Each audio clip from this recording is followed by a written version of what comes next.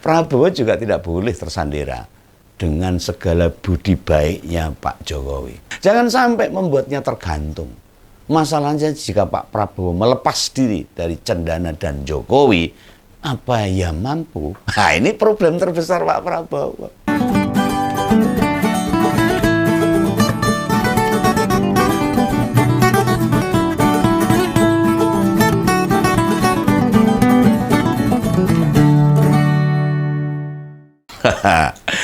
Kemarin lumayan kaget juga ini lihat konten ngompol itu. Tumben nih banyak haters juga. Biasanya sih ada, tapi ya nggak sebanyak kemarin tuh. Yang jelas Om Begawan nggak pernah tuh ada masalah.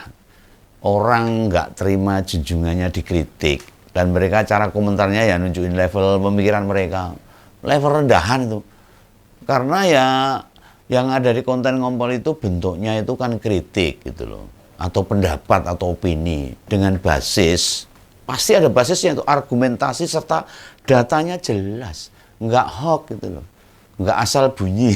Lah sementara di komentar, nek komentar sak geleme dhewe, sak geleme udele dhewe ngomong ngoceh lah, Om Begawan cuma ngoceh, provokatif lah, buruk sangka, tidak mau mengakui kekalahan, bikin gaduh, wis komplit pokoknya. Nah, kata-kata kotor itu juga ada, tapi nggak perlu saya sebutkan. Nanti kebun binatang keluar semua. Memang level negara kita ini belum layak meningkat. Meningkat, munggah tingkat itu belum layak. Setidaknya sedikit lebih baik itu belum. Lah, gimana mau makin baik? Lah, pemimpin-pemimpin dan calon pemimpin dikritik rakyatnya, pendukungnya mencak-mencak muni-muni ra karuan. Nah, dan diantara yang muni-muni kemarin itu, ada yang bilang begini itu, bahwa Prabowo itu masih orang cendana. Lah, menurut salah satu komentar, Jokowi sudah terperangkap katanya dan terjerat dengan permainan politik cendana. Ya monggo lah, yang mau berkomentar gitu bebas, itu pendapat toh itu. Nah, Om Begawan memahami tidak ada hubungannya antara Prabowo sama Cendana, ini menurut Om Begawan loh. Dan ini bukan ngira-ngira saja, enggak ngira-ngira saja. Ada dasarnya. Analisa ngawur tanpa dasar ya enggak. Pasti ada dasarnya Om Begawan ngomong gitu. Tapi ini juga tidak berpretensi ngebelain Pak Prabowo loh. Om Begawan enggak belain Pak Prabowo. Supaya enggak gagal paham yang dengerin itu. Nah, dengerin sampai habis ngompol kalau mau pengen paham itu. Nanti dikira aku berubah arah. Kemarin Pak Jokowi, sekarang Pak Prabowo. Enggak begitu. Atau pasang badan buat Pak Prabowo. Enggak sama sekali. Om Begawan enggak begitu. Jadi gini, masih ada ketemuan antara Pak Prabowo sama Mbak Titik, mantan istrinya itu ya memang fakta ada. Namun menurut basis informasi yang lain yang saya dengar, yang saya amati itu sebenarnya hubungan Prabowo dengan Cendana itu sudah the end, wis rampung selesai.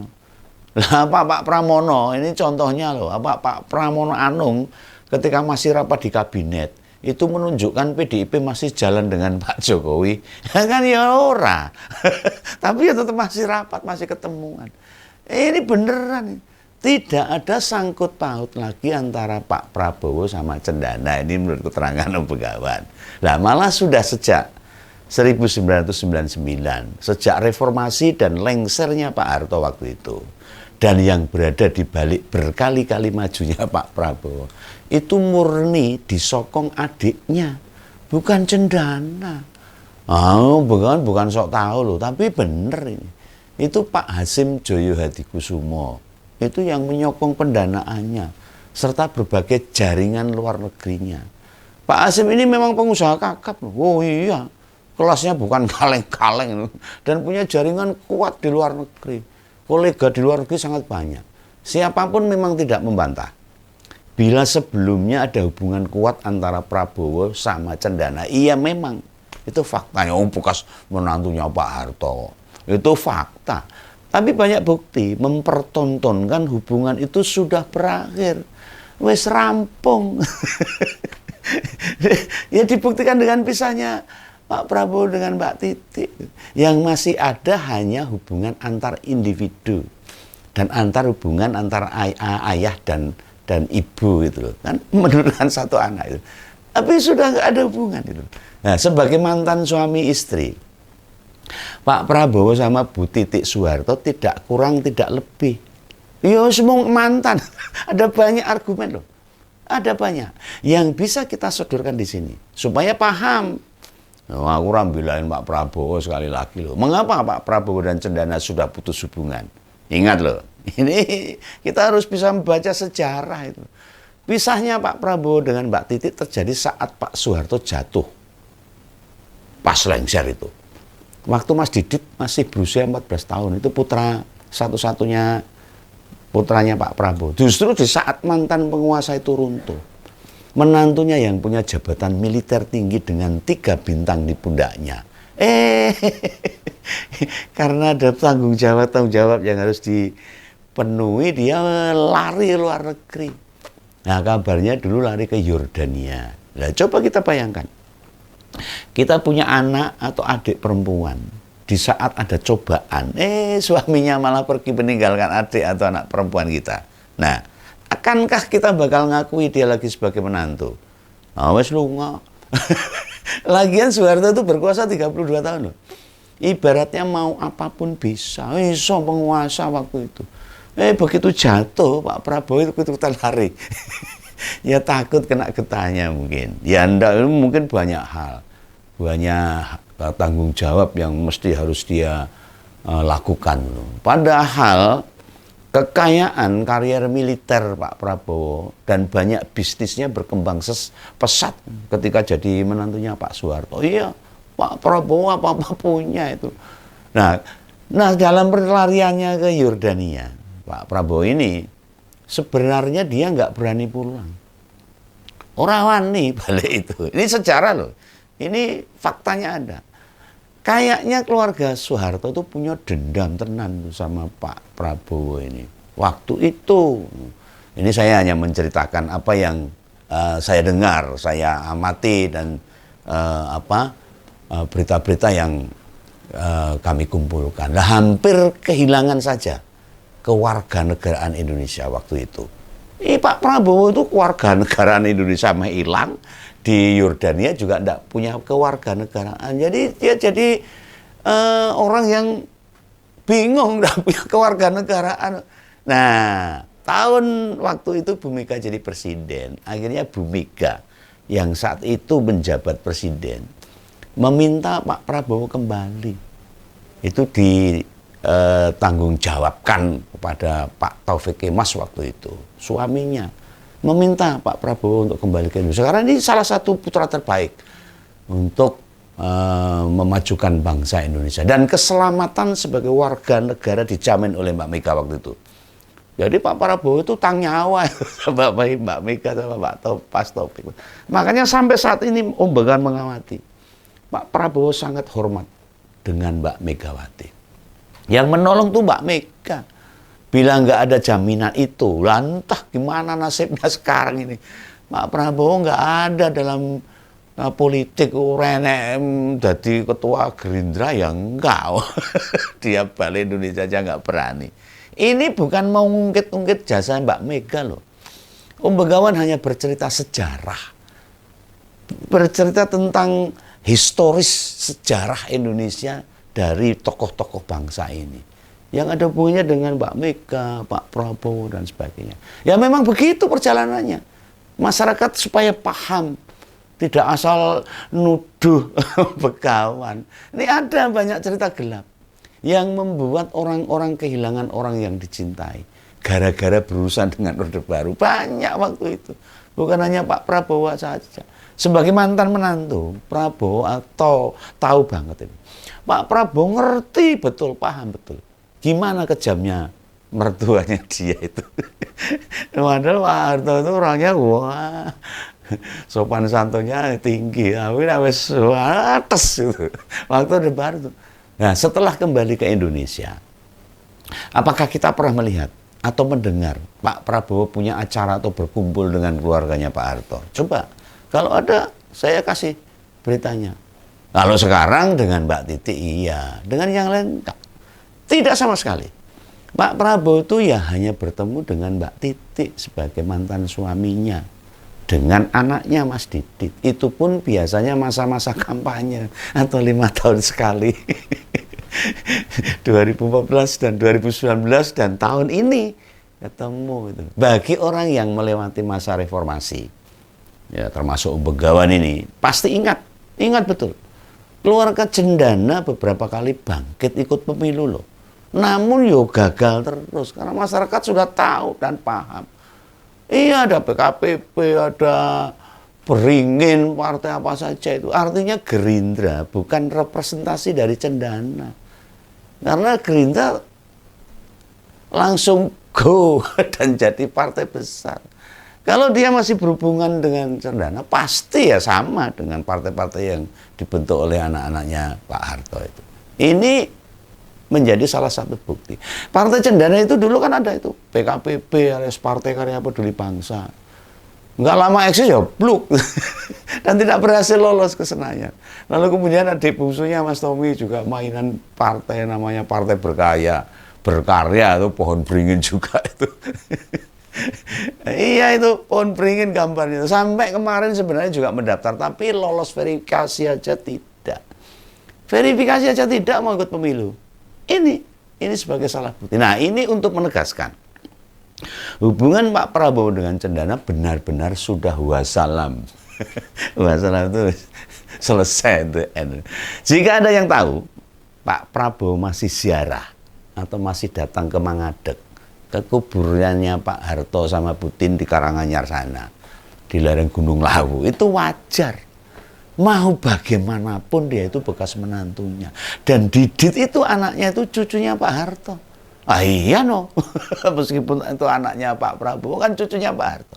Masih ada hubungan secara historis itu loh. Ya, pada Pak Harto banyak jasa pada dirinya. Ya, Pak Prabowo pasti tetap hormat kepada Pak Harto. Nah, Ketua Umum Gerindra itu juga ngerti loh. Pendukungnya Pak Harto masih banyak. Oh masih. Sehingga dikait-kaitkan dengan Cendana. Itu tidak masalah. Malah justru menguntungkan Pak Prabowo. Dan ini yang perlu Om Begawan tegaskan. Konten ini bukan untuk membela Pak Prabowo. Sama sekali enggak. Apalagi buat membela Orde Baru. Pak Harto dan kroni-kroninya. Bukan. Belas renek untungnya untuk Om Begawan membela mereka. Tapi ini melatih kita. Jika membuat analisis, ya harus bersih, clear itu loh. Jokowi tidak ada urusan dengan Orde Baru. Dengan Pak Harto nggak ada. Tidak ada kaitannya sama sekali. Cara berkuasanya itu loh. Cara membesarkan pengaruhnya itu loh. Nah, Om Begawan menilai, belajar dari apa yang dilakukan oleh Pak Harto. Dan ini yang harus dihentikan. Jangan sampai berkembang. Ini cara-cara Orde Baru. Tapi Pak Jokowi itu tidak ada hubungannya dengan Orde Baru. Caranya, Prabowo juga tidak boleh tersandera dengan segala budi baiknya Pak Jokowi. Sebab bagaimanapun, November mendatang nanti, dia jadi presiden, akan dilantik. Pak Prabowo harus mendengarkan suara rakyat yang utama. Itu yang paling penting. Jikapun Pilpres kemarin banyak didukung dan faktor Jokowi mempengaruhi besar pada kemenangannya. Saya dari MK sampai menjejer ke anaknya sebagai calon wakil presiden. Jangan sampai membuatnya tergantung. Masalahnya jika Pak Prabowo melepas diri dari Cendana dan Jokowi, apa ya mampu? Nah, ini problem terbesar Pak Prabowo. Dan ini yang tidak banyak dilihat pendukung Pak Prabowo pada 14 Februari kemarin. Jika sudah begitu, misalnya wis kepepet, gitu, siapa yang dianut? Siapa lagi kalau bukan Pak Hasim Hadijoyo, Pak Hasim adiknya itu. Namanya kejawa-jawa. Nah, masalahnya seandainya negara ini lebih banyak dikendalikan oleh pengusaha, Indonesia itu bakal hanya jadi barang dagangan semata. Dol tinuku, dagang sapi dan sebagainya. Nah, posisi rakyat tidak akan punya peran penting. Dia bukan di posisi subjek bagi pengusaha. Rakyat itu bukan pelaku. Apalagi level kelas bisnis seperti Pak Hasim itu. Itu Pak Hasim itu levelnya internasional. Yang segala hal bakal dipertimbangkan dalam konteks untung dan rugi. Nah makanya ini. Kita mesti sadar. Bila terus-menerus mengulang-ulang hubungan Pak Prabowo dengan Cendana, itu tidak membuka perspektif pemikiran kita untuk menganalisa situasi politik sekarang yang sekarang semakin carut-marut, blasak-blasak. Praktis nih. Praktis Cendana sudah habis secara politik. Wis renek ceritanin. Namun secara ekonomi masih besar banget. Masih banyak harta bendanya, dan suatu saat Om Begawan percaya tuh, bakal muncul keturunan Pak Harto yang punya darah politik kuat. Oh, itu sudah hukum alam. Kemudian terjun dan bermain politik. Buktikan aja nanti. Saat itulah baru bisa kita sebut Cendana kembali. Oke, segitu dulu ya kawan. Ayo belajar melihat semua dengan jernih. Masa ngompol disebut konten provokatif? Yo jangan. Memangnya habis dengar Om Begawan ngomong kalian bulat-bulat emosi apa gimana? Ngamuk-ngamuk mencai piring apa gimana? Nah jika begitu, cara mendengarkannya yang keliru panjenengan itu. Ngompolers itu pasti kalau habis mendengarkan malah dong guyu ngakal. Merasa tercerahkan, merasa bisa paham itu. Merasa makin paham, masa barusan yang tak uraikan yuk bisa disebut ngelek-elek? Ya enggak. Yang tadi saya sebutkan menghina, enggak. Menjelek-jelekan Pak Prabowo sama Pak Jokowi, ya enggak itu. Juga ada yang nyebut katanya, heran ini sama Pak Om Begawan ini. Dulu itu kan memuji-muji Pak Jokowi, tapi saya bukan menjilat loh. Kalau ada yang mengatakan saya menjilat Pak Jokowi, enggak ada. Om Begawan bukan penjilat itu. Kalau memuji itu betul itu, karena memang pekerjaannya bagus. Tapi sekarang kok banyak ngeritik apa gitu. Lah itu tandanya kalau jenengan ngomong gitu orang dewasa berpikir. Bolak-balik Om Begawan sudah ngomong toh, sudah ngemeng toh. Sudah tak jelaskan. Yang kita dukung itu nilai-nilai kebenarannya, bukan orangnya. Sepanjang dia benar, mau siapapun, ya kita belain habis-habisan. Tapi berlaku hukum sebaliknya. Masa soal gituan mesti jelaskan bolak-balik, kesel no aku. Nah caranya gitu ya, jelas ke kok pemahaman jenengan yang tidak bener memahami apa jenengan yang konslet. Ayo ngaku aja. Yang itu aja ya. Ini penjelasan Om Begawan tentang Pak Prabowo sudah the end dengan Cendana. Dadah, salam Begawan.